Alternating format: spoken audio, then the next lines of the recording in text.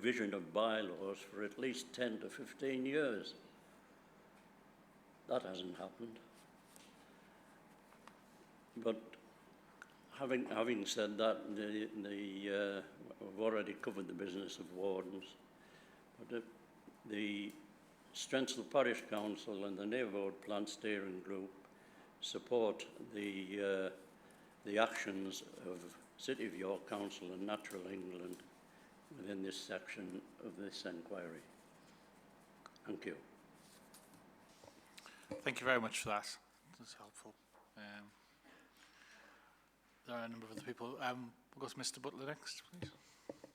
Thank you. Just quickly, I'm obviously here on behalf of site ST14, which is one of the other sites. It's not been referenced specifically, but I thought it'd be remiss of me not to just point you in the direction of my hearing statement, para 2.12 to 2.17, and the master plans that are appended, because they respond to this point directly in respect to the provision of on-site high-quality public accessible open space and the distance from the common, rendering us having a negligible impact. But we'll work very closely with the council, hopefully over the next few months, and engage with them and anyone else required, including Natural England too, of course. But that was it. Thank you.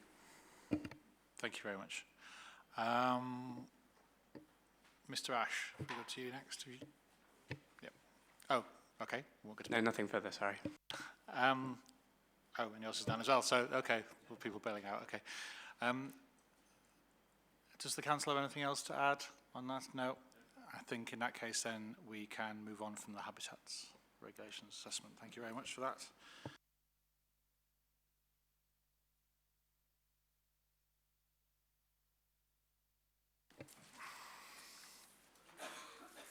So in that case, then, what remains is matter 2, which relates to the housing strategy and specifically the housing market area question, which is question 2.1 in the matters and issues and questions. There were a number of statements related to this. There will be a movement of chairs, I imagine, now, of people wanting to swap over. So if we give maybe a couple of minutes for people to do that, and when the music stops, we can all sit. Thank you.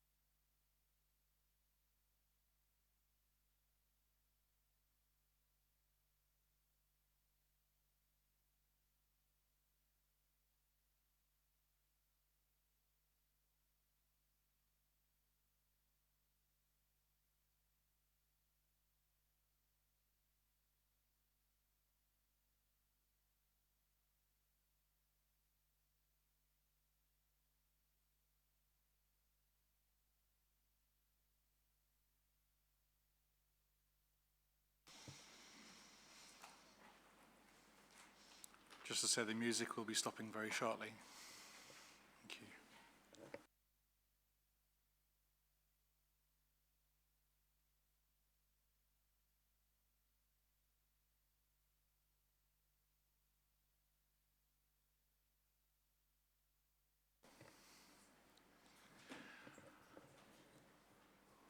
All right, thank you. Hopefully everybody's all in place now who wishes to speak under matter 2. So specifically, we're going to be looking at question 2.1, and I think we touched on quite a bit of this morning in terms of the wider approach from the council in terms of sort of strategic strategy and those matters. As ever, I'll be sort of looking to the council first to sort of kick the ball off, kick us rolling, please. So the question really is about the HMA. I think 2.1a, that can be taken as given that the HMA is identified as York and Selby. That's established, so nothing really to add on that. The second part really is about the evidence base for that.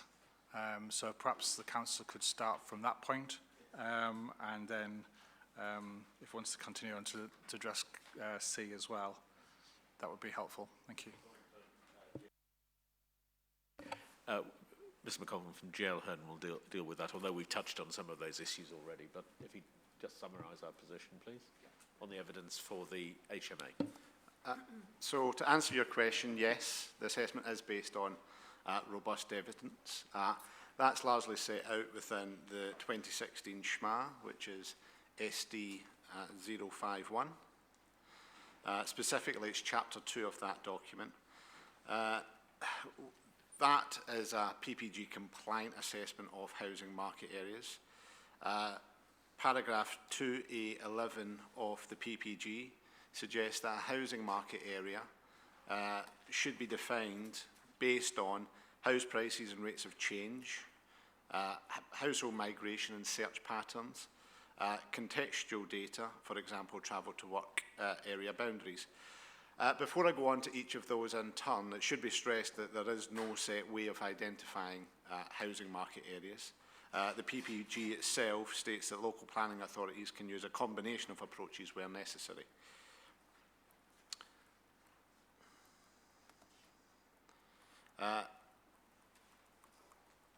Moving on to those identified factors, first of all, house prices and house price change. The evidence actually demonstrates a limited correlation between York and Selby. However, for both household migration and also travel to work areas, that's not the case. And I would stress that they are probably the two more important factors when identifying a housing market area, particularly household migration. Indeed, the planning practice guidance in relation to household migration actually is the only point of the guidance where there is a threshold identified for what should constitute a housing market area. What that says is that the findings can identify areas within which a relatively high proportion of household moves, and typically 70%. Two key things there. We have a threshold which is there to be breached, but it's also a typical threshold, so it's not to be applied in all cases. However, that threshold is to include long distance move, particularly important in cities where there is a university or are universities, because a lot of the moves, migratory moves in such areas will be based on student moves, but in other cases it could be a seaside area where there is movements through lifestyle choices or retirements, for example. So that's the reason why long distance moves are excluded. York actually has a fairly strong self-containment rate, particularly once those long distance moves are excluded. At around about 81% of all moves, of all people who move from somewhere in the area, 81% move to somewhere else in York. And 78% of those arriving into the city or move to a location in the city or also originated in the city. So there's two very similar ways of identifying that self-containment rate. That in its own right would actually justify York being seen as a housing market area in its own right. However, the same cannot be said for Selby. Selby couldn't achieve those self-containment rates, largely because it's pulled in a number of directions. So it sits in between three cities, Leeds, Wakefield and York, and as a result, the migratory moves within the area are fairly low because it has dynamics in a number of directions. However, the strongest of those dynamics are with York. We have identified a weighted migration of 3.81 moves per 1,000 head of population between the two areas. So that means for every 1,000 people within the York and Selby combined area, 3.81 of them have moved between the two locations in a given year. So the reasonable assumption, therefore, was to test well, what is the self-containment rate when York and Selby are combined in a given area? And that identified as paragraph 2.70 of the SHMA shows a self-containment rate of 78.1 or 80.1, depending on whether you're looking at those moving to the area or those moving from the area. Moving on to the travel to work areas, they were actually identified through the MHCLG.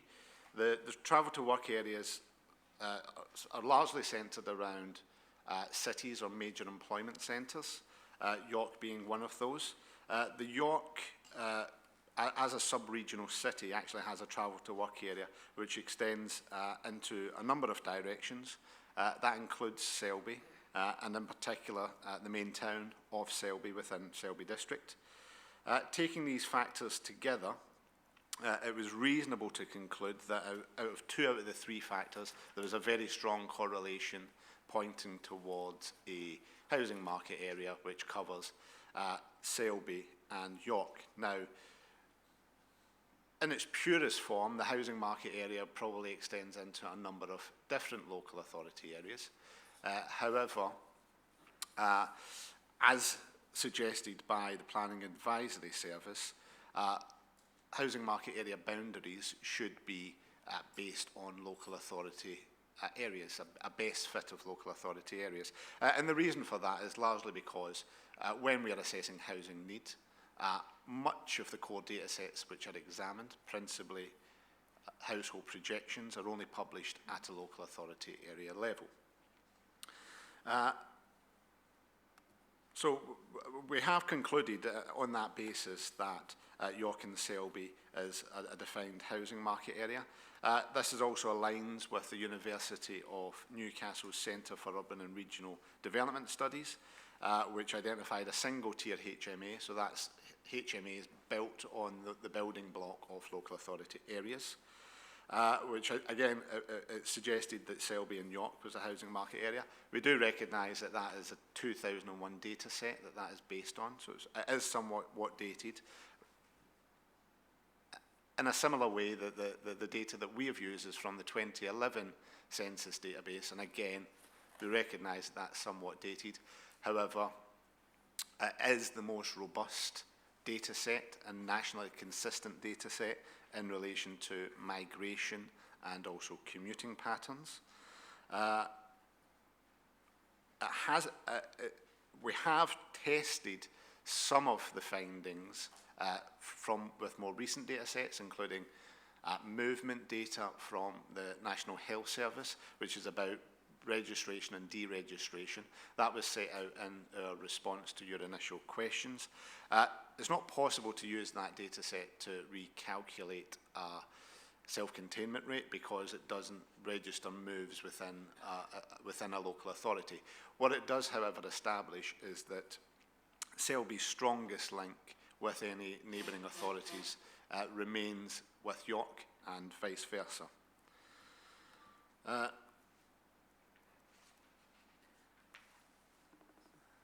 So, I mean, to conclude, using the most robust data sets available, we have concluded the housing market area of York and Selby. We have tested that with more recent data, and that seems to align with our initial thoughts. Okay, thank you. Do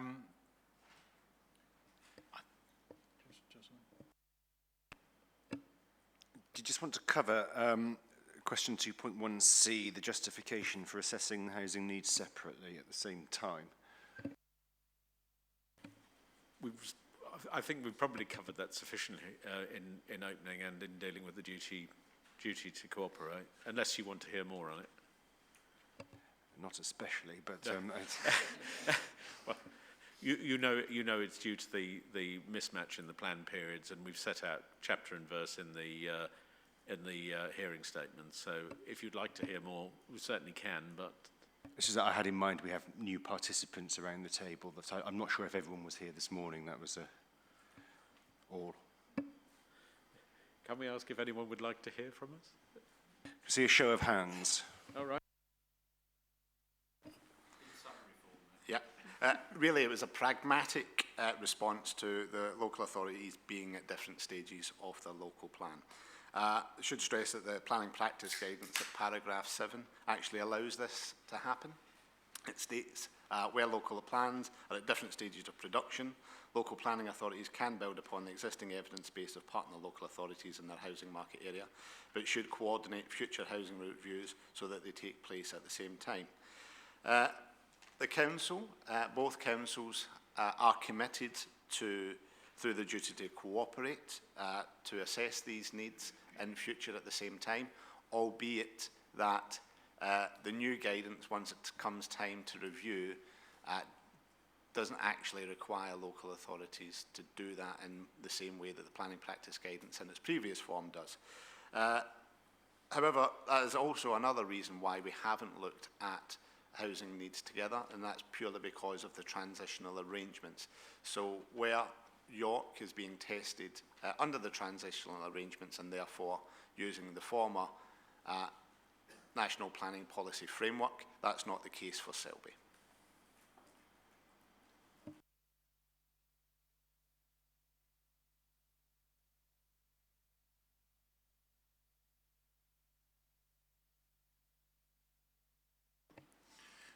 Thank you for being brief on that. That's good. Very appreciated. I want to ask other people now to comment. I'm sure you're not Mr. Beacon, but yes, if you'd like to let us know I who don't. you are, I'm not. I'm afraid I don't appear to have my Toblerone, but it's Colin Robinson from Lichfields, and I'm here representing my clients Telewimpy UK Limited, Bellway Homes, and Persimmon Homes. A bit echoey there. Hope you can hear me okay. Just a couple of quick points, really. I accept what the gentleman was saying about the different stages that the authorities are at. I think I don't disagree necessarily that Selby and York are part of the same HMA. I haven't got an issue with that particularly. Obviously, the PPG says that needs should be assessed in relation to the relevant functional area, i.e. the housing market area. So again, we're in alignment with that. The point I want to raise really is that, ideally a joint SHMA would have been prepared. If it hasn't been prepared, then ideally the evidence base should have been aligned, particularly in terms of the methodology and the data inputs. I don't quite understand why that couldn't have been achieved, given that if we look at some of the updates, the City of York Housing Needs Update was done in January 2019. The Selby one was done in February 2019, so presumably GL Home were working on both at pretty much the same time.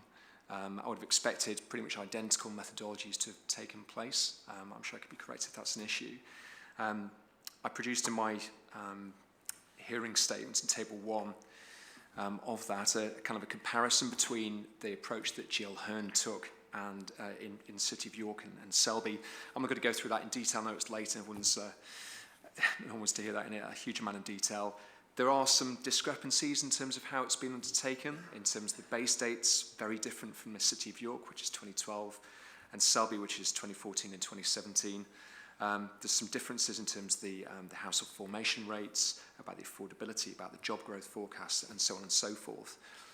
So I've got an issue with that, but particularly it's the point the gentleman on my left raised this morning about, Selby has effectively pulled its plan to go for lower standard methodology figure, which is based presumably on the 2014 projections, whereas York are going for the 2016 projections. Now, the reason why they're doing that is because both are produce the lowest housing requirement possible. Now, yeah, I know the point you made, sir, was that, well, does that really matter? Well, it does matter because the population projections are internally consistent. So obviously they make assumptions at a national level about the internal migration, for example, to make sure it's all it's internally consistent. And if we start mixing and matching different projections, so we have the lowest 2014 projections for Selby and the lowest 2016 projections for York, what happens is that need doesn't go away. It's still going to be there. It just won't be able to locate in those two authorities. So it's going to be spread out further away. So you're going to get people who would like to live in these authorities who can't do so. And what do we see in York and Selby? We're going to see worsening affordability ratios. We're going to make it less affordable for people to own their own house. So I think that's the reason why it's important that the housing need, but okay, if we can't do it at the same time, the methodology should be the same. At the very least, we should be using the same approaches. And I think I have a concern that Selby and York are diverging in terms of how they're calculating that. And that's a real issue we need to address. Thank you very much for that. And I think that's really well put in your statements as well, I think, in terms of your points that need to be made there. So that's helpful. Can I just ask Mr. McColgan, do you agree with that, the question about mixing and matching? I think the point made by Mr. Robinson, wasn't it, I think, is that if you start mixing and matching the different methods, then somewhere along the line, some element of need is at risk of being overlooked. Is that what you were saying, more or less? Yeah. Unfortunately, we're in a position where these transitional arrangements have been put in place. And they have been put in place for a reason, because a number of local authorities had advanced their local plans at the point of the publication of the National Planning Policy Framework. So while I recognise that there are some issues, potential issues, it really depends on what each local authority are doing. What I would say is that we have Selby and York where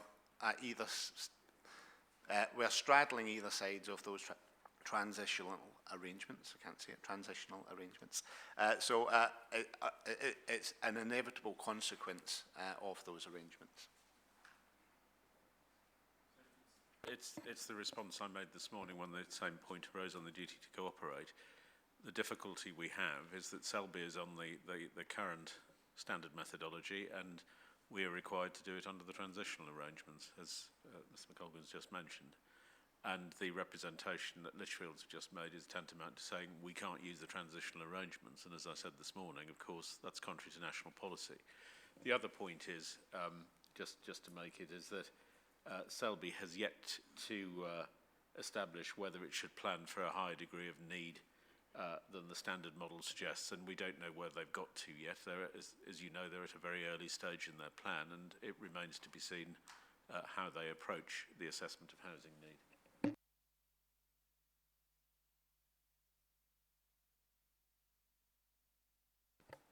Thank you. I think I was going to go to Mr. Austin, is it? I was, yes. I can no longer say all sorts of inflammatory things under Mr. Bewley's name. I have to accept responsibility now. It's very confusing, isn't it? My name is Cameron Austin Fell. I'm here representing the DIO from RPS. Just a small and discrete point to make, because I think largely this matter is self-contained. As the Council's evidence states, there are clear linkages between York and Selby, tantamount to around 30% if we were talking about commuting rates. I think what we can see here is there are clear linkages, and I think those linkages are expressed perhaps more in terms of employment, and that's something perhaps we can go on to tomorrow. But the point I want to make, and it's something that's expressed in our statement, comes back to para 47 and the need for authorities to ensure that the full OAN is met across the HMA. Given we're talking about the HMA being York and Selby here, it's important to look at those two in the context. As we've heard this morning, Selby is preparing a new local plan, a local plan that is proposing to take care of its own smoke, is proposing to take care of its own need. We've also heard this morning that York is proposing to take care of its entire need itself, whether that is the 790 figure or whether that is the submitted local plan figure of the 867. Now, I think it's more of a question I have for the council, but it's at what point would the council not be able to meet all of its needs within the administrative area? And is there a tipping point that they would have to say, actually, Selby needs to accommodate some of this growth? And I think this is important because it's an issue we're going to explore quite intimately tomorrow, and you'll be aware, sirs, that there are a number of alternative figures on the table, some of which exceed the council's figure of 867. So I think it's a question we need to perhaps come back to in the round, but it's at what point do York think that they would not be able to meet all of their needs at the administrative boundary? Thank you.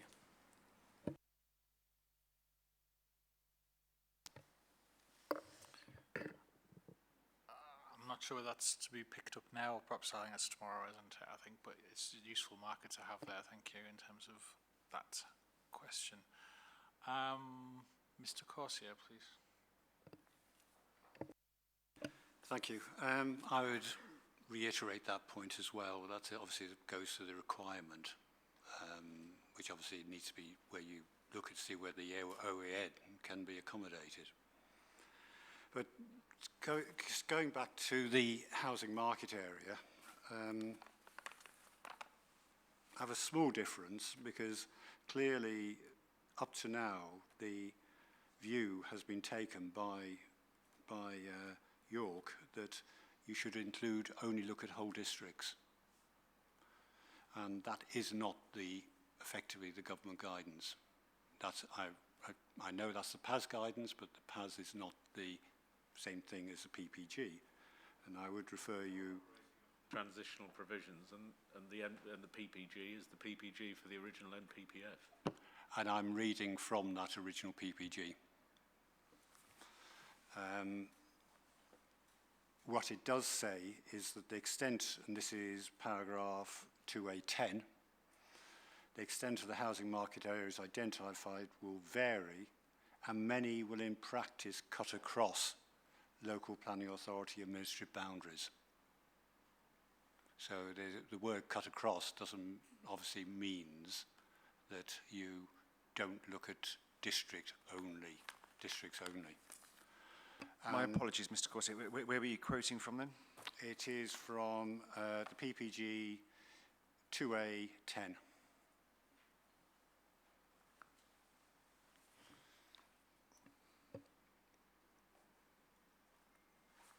I did check last night, it is in the final archived version. And so there has been a long history in York of trying to establish what the housing market area is, and it's always been recognised that it extends well beyond Selby. It extends into parts of Hambleton, into parts of Harrogate and parts of Rydale, and includes parts of East Riding. And the first evidence of that, of course, is if you look at page 158 of the RSS document. And if you have any doubt about it, you should look at the Council's own document, CD20, figure 4.7, where it says geographic and thematic housing and travel coverage of the area for cooperation under the duty, and that extends well beyond the limits of York and Selby. So if you were to conclude that there, and I go back to where I started this morning, if there were to be harm of the type which brings into play paragraph 14, you'll be looking much beyond Selby for meeting those needs that can't be met in York. Thank you.